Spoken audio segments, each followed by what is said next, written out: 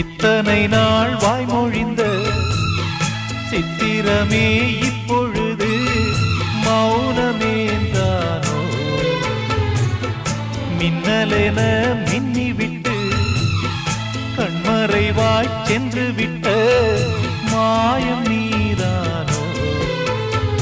உன்னால் வந்த காதல் உன்னால் தானே வாழும்.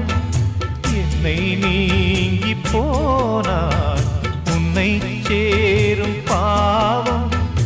எனக்கொரு அடைக்கலம் வழங்குமோ உன் இதயமே? அன்பேவா அருகிலே